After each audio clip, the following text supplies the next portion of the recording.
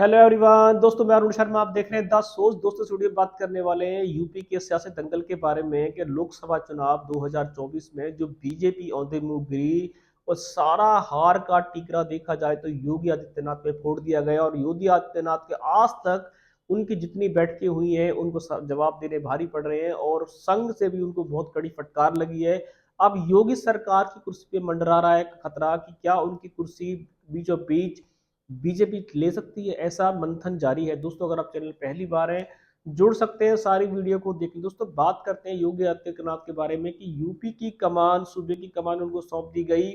जिस तरीके से सेकंड कार्यकाल उनको मिला, पर अयोध्या जैसी सीट और सीतापुर जैसी सीट हारने के बावजूद बीवी पे बीजेपी ने बहुत सारा मंथन जारी किया और आदित्यनाथ की दर पे दर बैठ के दिल्ली बुलाया गया और उनकी हार जो यूपी में हुई, योगी आदित्यनाथ को जवाब देना भारी पड़ रहा है और बीजेपी ने मन चेंज कर लिया। सूत्र बताते हैं जिस तरीके से हरियाणा में रातों रात खट्टर को चेंज कर दिया गया था, मध्य प्रदेश से शिवराज सिंह चौहान को छीन लिया गया था, वसुंधरा राजे को राजस्थान से हटा दिया गया था।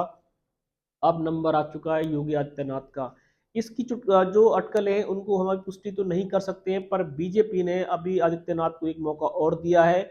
उन्होंने कहा है अगर यूपी में उपचुनाव में 10 सीटों में से बीजेपी अच्छी सीटें लेके आती है तो योगी के आदित्यनाथ की कुर्सी सीएम की जारी रहेगी।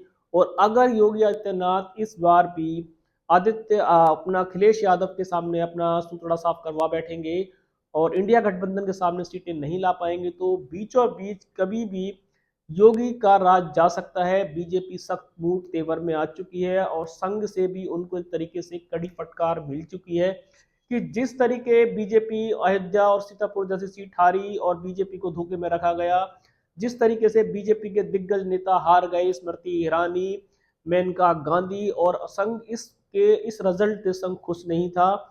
संघ ने नड्डा को, अमित जी को और मोदी जी के साथ बहुत सारी बैठकें की जिसमें से योगी सरकार के कार्यकाल से वो खुश नहीं है। उन्होंने कहा है अगर योगी को इतना बड़ा सूबे की कमान दी गई और उनकी कमान के चलते बीजेपी अयोध्या में राम मंदिर का कार्ड के बावजूद भी अपनी सीट नहीं निकाल पाई तो इससे सूबे की कमान से उनको ले लेना चाहिए। योगी के आदित्यनाथ की सीएम की कुर्सी पे खतरा मंडरा रहा है। जो सूत्र बताते हैं कि उपचुनाव के बाद बीजेपी कोई ठोस निर्णय ले सकती है और बीचों बीच कोई नया वोटर कार्ड के चलते किसी और को सूबे की कमान दे सकती है। क्योंकि हरियाणा में भी उन्होंने ऐसा ही किया था कि जैसे ही लोकसभा चुनाव आया, खट्टर के कार्यों की बहुत तारीफ करते थे, पर जब उनको लगा कि वोट राजनीति करनी चाहिए तो उन्होंने एक नया समुदाय, सैन्य समुदाय को सीएम की कमान दे दी और खट्टर के हाथ से रातों रात कमान छीन ली गई।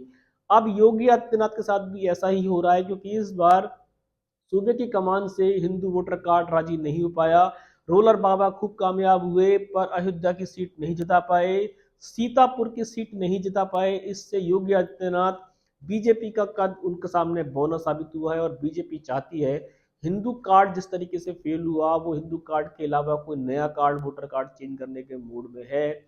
और इसी के बीचों बीच योगी आदित्यनाथ की जो मुश्किलें वो बढ़ती नजर आ रही हैं और उपचुनाव में बीजेपी ने बहुत बड़ी रणनीतियां चेंज करने की कोशिश की है। योगी आदित्यनाथ ने बहुत सारा मंथन किया है, आरएसएस से बहुत सारी कमान मिली है। उसके बावजूद भी अगर उपचुनाव में इंडिया गठबंधन और अखिलेश यादव जो इस बार सबसे बड़ी चाबी उभर के आए हैं, अगर उपचुनाव में भी वो योगी आदित्यनाथ के ऊपर भारी पड़ गए तो योगी आदित्यनाथ की सीट बचना नामुमकिन है। जो सूत्र बताते हैं ये डिसीजन बीजेपी का है। सूत्र बताते हैं कि ऐसा बीजेपी ने मन बना लिया है, सिर्फ एक अग्नि परीक्षा का बीजेपी को इंतजार है कि कहीं सुबह का निकला शाम को घर ना आ जाए। वो सोच रहे हैं कि शायद बीजेपी योगी आदित्यनाथ के राज में उपचुनाव में अच्छी बाजी मार जाएगी तो उनकी सीट बची रहेगी। अगर आदित्यनाथ इस सीट को बचाने में इस बार जो 10 सीटों का उपचुनाव यूपी में मंडरा रहा है, इसमें अगर राहुल गांधी ने मोर्चा मारा, अखिलेश यादव ने मोर्चा मारा तो योगी की विदाई निश्चित है। बीजेपी उनको इस बार मूड बख्शने के मूड में नहीं है क्योंकि बीजेपी ने उनसे साफ कहा कि आपको 2 बार सूबे की कमान दी गई और 2 बार में 2019 और 2014 से मुकाबला करें तो बीजेपी यूपी में सबसे कमजोर साबित हुई है। इस कमजोरी के चलते योगी आदित्यनाथ के पास जवाब नहीं है, उनको बीजेपी का डिसीजन मानने होगा।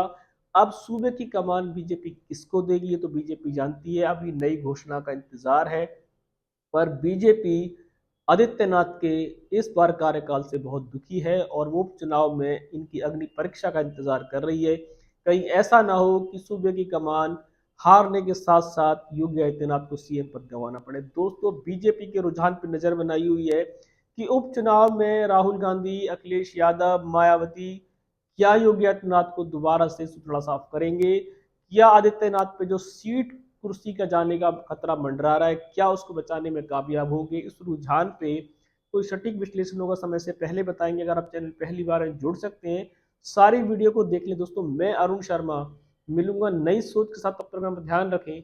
नमस्कार।